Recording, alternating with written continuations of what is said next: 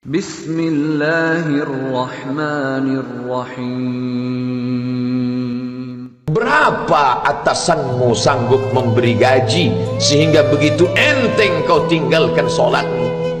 Apa yang dijanjikan istrimu sehingga begitu enteng kau berikan yang haram? Hanya rayuan sesaat, padahal dia pun akan meninggalkanmu sebelum masa tua tiba. Apa yang dijanjikan anak-anakmu? Ayah, kami akan menjagamu di hari tuamu nanti, maka berikan kami yang kami inginkan. Belikan kami rumah yang besar, belikan kami kendaraan yang mewah. Nanti setelah hari tua kami akan menjagamu, kata mereka.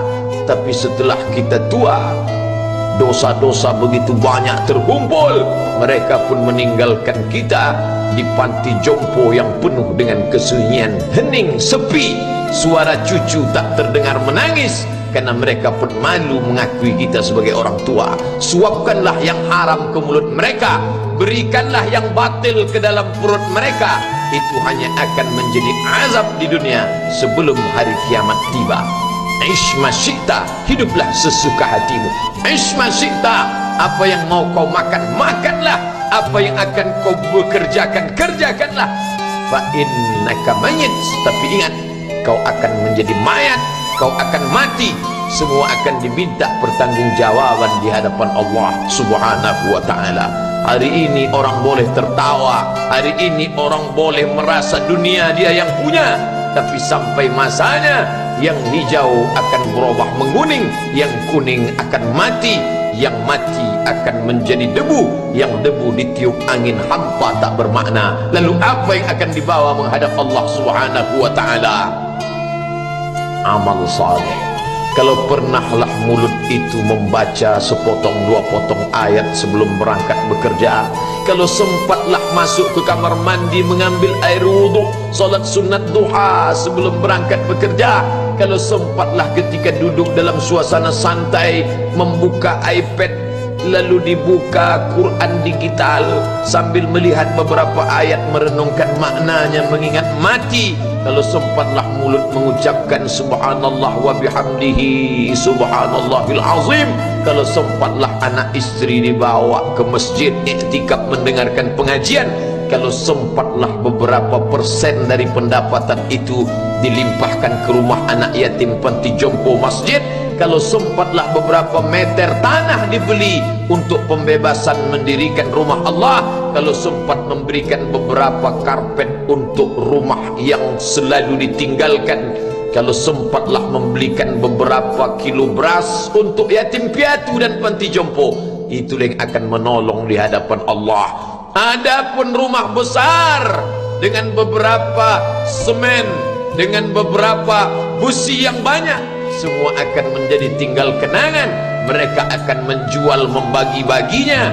Tanah yang dulu harganya semeter 100.000 sekarang sudah menjadi 5 juta. Mereka akan bagi-bagi itu semua kepada ahli waris. Lalu kita hanya membawa 3 helai kain tipis yang tidak berjahit, dan itu semua menjadi milik orang. Kalau dulu mereka kita didik dengan pendidikan yang baik, di tengah malam mereka bangun menetes air matanya, lalu dia berdoa, Rabbighfirli wa liwalidayya warhamhuma kama rabbayani shaghira, seperti tetesan embun di tengah gurun Sahara yang panas. Kalau sempatlah mereka berdoa, Allahumma ighfir lahu warhamhu wa'afihi wa'fu anhu, maka mengalirlah air yang sejuk ke tenggorokan yang kering. Kalau sempatlah mereka membeli makanan, diundangnya anak yatim, diusapnya kepala, ya Allah, terimalah sedekahku ini untuk almarhum ayahku, almarhumah bundaku. Aku tak dapat membalas budi baik mereka, ya Allah, mereka sudah mendahului aku. Maka akan mengalirlah itu sebagai perlipur lara di tengah alam barzakh sementara kiamat tiba. Tapi kalau mereka hanya dididik dengan keduniawian, dididik dengan kemewahan, disumbat mereka dengan materi, tak pernah diingatkan pada mati. Ketika kita mati, mereka pun juga akan mati perasaan ingatannya. Paling celaka lagi, Mereka mengingat kita dengan mengantarkan bunga, mereka mengingat kita dengan pakaian hitam, mereka mengingat kita dengan suara musik, mereka mengingat kita dengan memajang foto kita besar-besar di dalam rumah. Dan itu hanya menjadi penghalang rahmat Allah turun, tidak berkesan sedikit pun. Mereka sedang menyangka kalau dinyanyikanlah lagu kesenangan kita, terobat rindu hatinya. Kalau dipajangnya foto kita, dilingkarkannya karangan bunga, puas rindunya. Padahal itu tidak membuat pengaruh apapun kepada kita di alam barzakh. Maka sayang, buatlah sayang yang mengingatkan sesudah mati. Kalau rindu, buatlah kerinduan yang membuat dia akan tetap mengalir sebagai satu amal sesudah kematian. Idza matal insan, kalau manusia mati, inqata'a. Dulu rajin membaca Quran, berhenti. Dulu rajin salat tahajud, berhenti. Dulu rajin menghatamkan segala yang baik-baik, berhenti.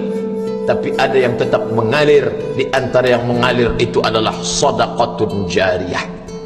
Sempat membelikan beberapa bungkus nasi, nampak orang tua di panti jompo menyuap nasi itu, menggeletar tangan mereka karena usia lanjut, menetes air mata. Kita bukan sedang melihat orang tua, kita bukan sedang melihat orang lain. Saat itu kita sedang melihat potret diri kita 30 tahun yang akan datang. Di mana aku 30 tahun akan datang? Surga, kenikmatan yang luar biasa, tapi dia tidak akan dimasuki oleh orang yang biasa-biasa.